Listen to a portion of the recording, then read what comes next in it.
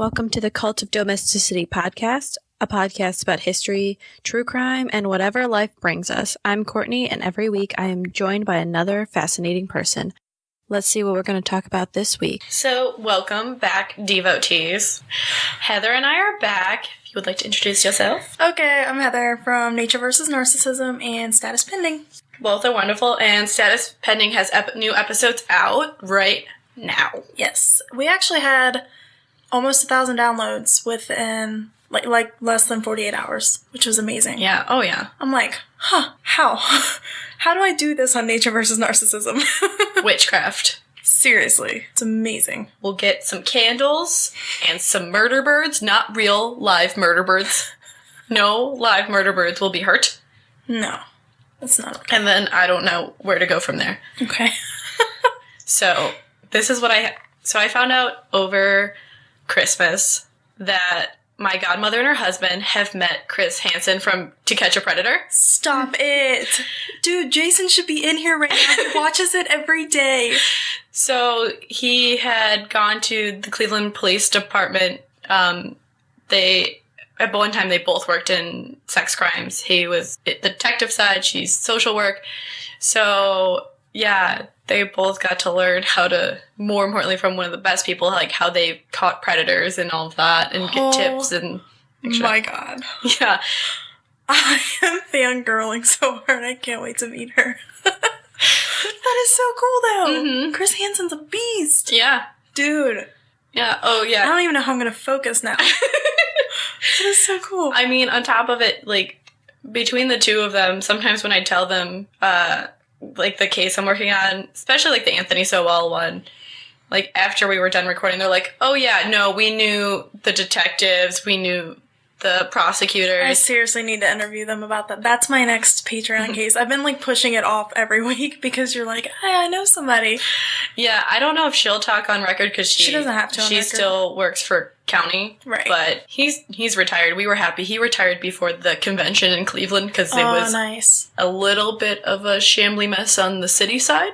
Heather got me the loveliest Christmas present. Let's see if it fits. No, it's gonna sink. Oh, no. No, it's good. I can get it. Okay. She got me a tumbler with a reusable straw because she knows I hate straws. I hate single-use plastic straws, and I just tell people, but the turtles. I know, and I told somebody about this the other day, and they're like, I don't get it. What do turtles do with straws? I was like, oh God. That video where it's stuck in him. And they're pulling a straw out of a turtle's nose. Yeah. That was so terrible. And they had, like, pliers and everything. That's the one I kept thinking of when you said that. One, yeah. Okay, let's talk about depressing things.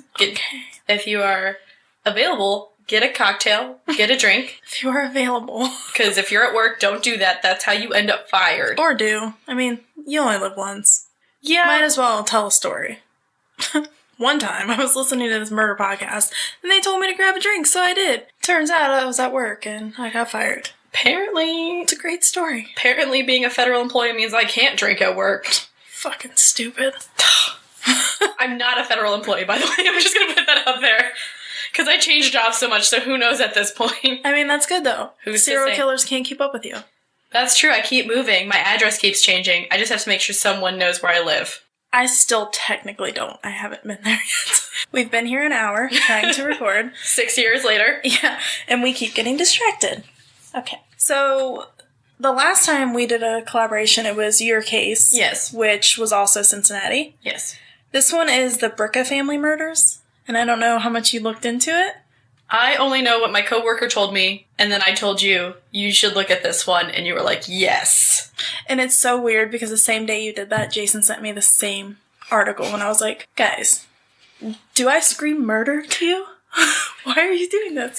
But yeah, I do, I guess. My sister does that to me too. It's fine. I love it. I just have people who send you articles about murder. Dude, same. Like, there's somebody who I haven't talked to in person for like 4 years now, and they tagged me in something. They were like, hey, I thought you'd like this. And I was like, by the way, cool, congratulations on your marriage and all your kids. It's been forever. Thanks for sending me the murder story. Like, they know exactly what I like. I just get a tattoo. Thanks for the murder story. Oh, that could be my next one. I've been trying to figure out which one I want.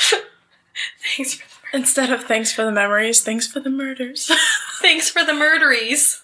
Yes. Okay. Nobody else can have that. That's ours. Trademarked.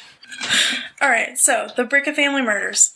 Same day you sent that to me, Jason sent it to me. Yeah. Like we already discussed, people send us murder stories. We're on the same wavelength. That's fine. Your husband and I. Apparently he's on the same wavelength as a lot of people. We'll get into that later. All right, so if any of your listeners have ever listened to Status Pending, they kind of already know the gist that we like older cases, mostly because they're unsolved. Yeah. But, so this one's another one. We like bringing them back to the surface so we can, like, shine light on them, like with the Tara Grinstead case. Mm. So, like I said, if your listeners have ever listened to Status Pending, they realize that we do, like, a lot of unsolved cases, and we like the older ones because it shines a new light on them. So, like, Payne Lindsay did the Tara Grinstead case, and while they were doing it, they made some arrests in the case because people started talking. Finally, they got people talking about it. So I think that's what they're trying to do with this case as well. Mm-hmm. And once you told me about this case, I was like, holy shit, like, I want to interview the author of this book and see if we can do, like, an in-depth deep dive on it as well. He's done... I can't remember his name, but he has several... Townsend. He has several books. Queen City Gothic is one of them. Yeah. And they're all based in Cincinnati. All Cincinnati true crime, so it's if very you cool. like Midwest true crime, check out his work. Dude, yeah. Yeah, perhaps you'll be in on the interview. That's probably a horrible idea with the two of us. We'll never get done. He'll be like, why are you guys here again? I forgot. How do you guys have like, really, we record about 3 billion hours of audio to get down to an hour. Yeah. And 30 minutes without ads. It's called Record Drunk, Edit Slightly Less Drunk. I was going to say, not sober. No. Normally, you gotta edit a little with a little hair of the dog, because otherwise you're like, man, I sound like a dumbass. Should I really have said that? Again, going back to the baby canon. Yeah. But I keep saying it. Oh God, not again. It was 1966, and the Bricca family, which consisted of the dad, Jerry, who was 28, the mom, Linda, who was 23, and the baby daughter, Debbie, who was 4 years old. She already popped out a kid, like, she's 3 years younger than me. Damn. Mm-hmm. Yeah, people are on it. We're not. It's also the 60s, so you have kids younger. Yeah. So they had moved from Seattle roughly 3 years earlier, so 1963-ish. Mm-hmm. And Jerry took a job at the Monsanto plant in Addison. Oh, Monsanto. Yeah, that could be a whole nother episode. Oh, that needs to be an episode where I'm by myself, because that's not going to go well. Mm-hmm. Yeah. I'll listen, though. Linda, prior to this, had been a stewardess, so, I mean, that sounds pretty cool, though. That sounds like fun. You know, you get to travel. You get to probably be groped in the air. All the fun things. I was like, wait, that's the fun part? Okay, gotcha. No, okay. It's not the fun part. It just happens, probably, at that time. Oh, it does, yeah. It did, and probably still does. But... you can't stab people with forks, because apparently that's frowned upon. She says so angrily. That's not allowed. The family were living in a modest Green Township home on Greenway Avenue in Cincinnati. So, like, that's like a super easy address. Green Township, Greenway Avenue. It's great. Green on green. According to the neighbors, the family kept to themselves for the most part. Debbie was described as pretty and precocious and a joy to the neighborhood, the little 4-year-old. So, like, when they moved in, she was, like, roughly a year old, so they watched her grow. So, in this neighborhood, according to Detective Brian Williams, it was a quiet, safe, secure kind of neighborhood, and it was on the west side of Cincinnati, which now, when you think about the west side, it's like, oh, that's not safe. Yeah. Or at least, like, parts of the West End. Mm-hmm. But he said they felt so safe that they would even leave their doors and windows unlocked at all times. Fuck no. Right. My parents live in a safe thing, and we're always locking our doors and windows. I lock them as soon as I walk in the door. I lock them. I mean, granted, that screwed me over because I've locked myself out of the house. I mean, it happens. Yeah. That's why they have hide a key. In that day and age, they thought it was safe. They left their doors and stuff unlocked. But after this incident, no more. It didn't happen. After September 27, 1966, at about 10 p.m., that all changed. So neighbors hadn't seen the Bricca family for 2 days, so since the 25th. Jerry was last seen on September 25th, taking the trash can to their curb around 9 p.m. Now, I was doing some extra research after I typed this up, and I found this Reddit thread that went like a deep dive into some theories and stuff. It went X-Files on this shit? Dude, I was so lost in this thing. But they were talking about his last day. They were talking about how he got up and he went to work even though it was a Sunday. They said, Jerry's last day. I'm just picturing the date line. the scene, yeah, exactly. It's a little sitcom-y, Jerry's last day. Yeah, and it has like the little time slots. And it said even though it was a Sunday, it wasn't odd for him to go to work on a Sunday at the Monsanto place. So he went to work and he got off work, I think they said about 6 p.m. And then he stopped at UDF gas station, and then he stopped for milk, and then You can get milk at UDF. It's an ice cream place and a gas station, which don't go together normally, but it's delicious ice cream. It works with UDF. So he did all that, and then he got home around 8 p.m. to find Linda and Debbie in the main room, like off of the living room. It was like I think they said it was a 3-story house is what they lived in. So they were downstairs, like in the room off of the den doing the laundry. Like, and this whole Reddit thread knew all these details, and I think a lot of it came from Townsend's books, which I'll get to later. But, so that's at 8 p.m. he gets home, and then he's last seen at 9 p.m. taking the trash out, and that was it. Nobody ever saw any of them again. So, the neighbors were growing concerned, and 2 men in the neighborhood went to the Bricca home where they discovered the front door unlocked. One of the 2 men, by the name of Dick Meyer, immediately recognized the stench of death from when he was in World War II, and he pulled the door shut, started crying, and they walked away and called the police. They didn't even go in the home. Thank you, Dick, though, because that's a preserved fucking crime scene right there. Exactly. That, like, when I read that, I was like, holy fucking shit, somebody has a brain. They didn't go in there and contaminate it. That is always the problem with older cases, is someone goes in there, traipses around, fucks with shit. So they, like, we haven't gotten to this point, but, like, that's, like, it's normally, like, where does it go wrong? Someone walked in and fucked up shit. Yeah. AKA, like, the... moved shit. John Benet Ramsey case, like, people came in, fucked with shit. Beverly Jarrah's case that we covered on Status Pending. Dude, that was, like, really old, and they let the media in the bedroom to take pictures of the crime scene. Probably because they didn't have cameras. Well, I mean, the detectives were there as well, but they all went in there. And I'm just like, no, that's not how this works. Yeah. So definitely props to Dick there. He knew what to do. I just want to title this now, Props to Dick. I mean, we can. But that's sad though. Like, he knew that smell immediately, and he just started crying, and he's like, this is not good. Yeah. But, so they went and they called the police. Upon arrival, the police discovered the deceased bodies of all 3 family members. They had been stabbed in their bedrooms on the 25th is what they're theorizing, that it happened 2 days prior. Yeah, well, if it smelled all the way down there, it had to have been a couple days. Yes. That's what I was thinking. Take a bit to start bloat and smell. Yeah. So, presumably they were all killed in their sleep. You hope, yeah. The mother and daughter were still in their nightgowns. They were all found in their own bedroom. So the mother and father were found in their bedroom. The baby daughter was found in her bedroom. And I keep saying baby because she's 4. She's basically a baby. Yeah. It was as if the killer or killers didn't want anybody to survive because of the way that they killed them. Jerry was stabbed 9 times. The mother, Linda, was stabbed 10 times. And the little girl was stabbed 4 times, but with so much force that the knife went through the front of her body and out the back of her body on every single stab. Yeah. No. 4 years old, and they did that to her. No. Yeah.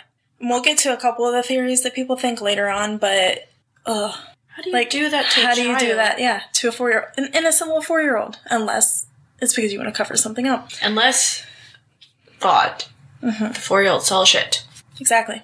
Or knew the person, which we'll get to that too. Yeah, so one of the neighbors, Judith Hemmer, stated that because they went and they interviewed people.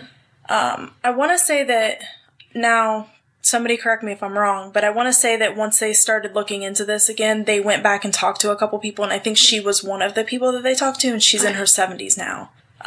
She stated that she remembers the Bricca family murders and how it changed the dynamic of the entire neighborhood, like with the whole locking your doors and windows and stuff. It probably changed more than just that neighborhood. It did. It changed, like, the whole scene of, like, Cincinnati. And we'll get to another reason why in a second. But she said that everybody became scared. They no longer left their doors unlocked. They even bought deadbolts for their doors. They bought big dogs. So almost everybody in her neighborhood had a big dog to protect them. Nobody sat on their porch at night anymore. Nobody walked down the sidewalks at night anymore. It was like... It went from the neighborhood being, oh, everybody's cheery, everybody's unlocked, everybody's hanging outside at night. It went from Andy Griffith's show to deserted. Basically, yeah. So, like, once it was dark, nobody was outside. It was like a complete... I don't blame them, though. I don't either, because fuck did it, is what they're thinking, you know? So, obviously, this triple homicide shook Cincinnati, especially this part of the city, because it was, like, the safest, most secure area of the city at the time. Nothing like that had ever happened before. So Hamilton County detectives conducted an extensive investigation, as they should have. And when I say extensive, I mean really extensive. They had over 400 interviews with people not just in Cincinnati, but across the entire country. Damn. How and why, how they had these links to interview people around the country, unless it had something to do with, like, where they moved from, maybe. It may be any lead that came in, they were following it. That's what it sounds like. So, like, people from everywhere. So, of the 400 interviews, only 16 were flagged as, quote-unquote, especially suspicious. And I'll get into that a bit later, too, because that's, like, a huge red flag.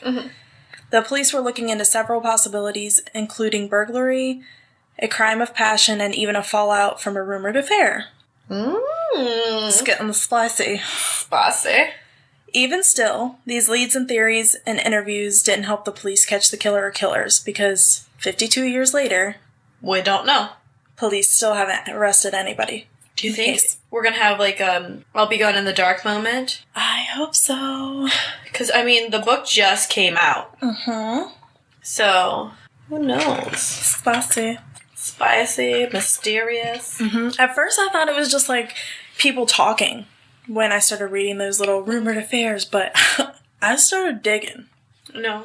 And I found some stuff. Oh, please do tell. Do tell.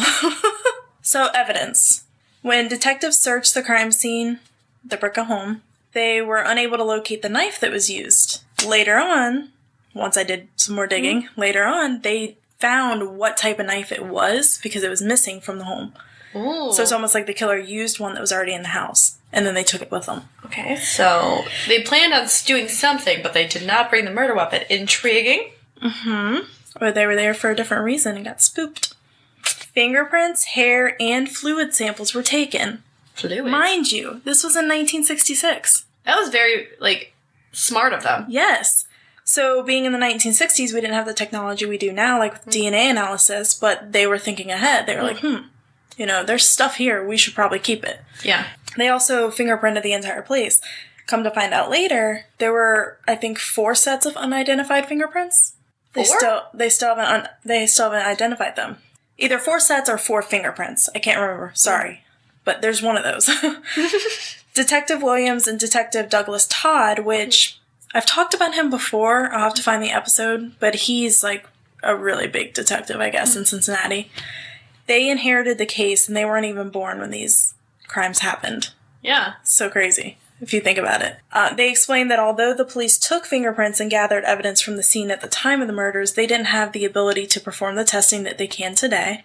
Additionally, the evidence was not preserved as well as it should have been to be able to properly test it. So since then, it's degraded. So they can't even get enough of a sample